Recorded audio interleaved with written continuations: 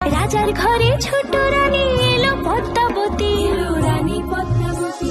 রাজার আরো 6টি রানীর ছিল না সন্তান, পদ্মাবতীর কোলালোতে মিলল সমাধান। বছর যেতে জন্ম নিল 7 ছেলে 1 মেয়ে, হয় খুশির আকাশ হঠাৎ কালো মেঘে গেল ছেয়ে। হিংসেতে যায় জ্বলে পুড়ে বাকি 6টি রানী, যুক্তি করে ঘটায় ওরা 7 কুমারের হানি। সুযোগ মতো 7 ছেলেকে মাটিতে দেয় পুঁতে, বাঁচে একা পারুল, ওরা পায় না তাকে ছুতে। ধাইমা বাজায় সেই মেয়েকে বড় করে তোলে, 7 ভাইকে পায় যে পারুল 7টি চাপা ফুলে।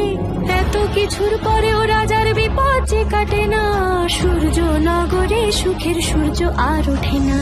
হিংসা বিবাদ বিচ্ছেদ আর প্রেমের কাহিনীতে পারুল বোন কি পারবে 7 ভাই চম্পাকে জাগাতে।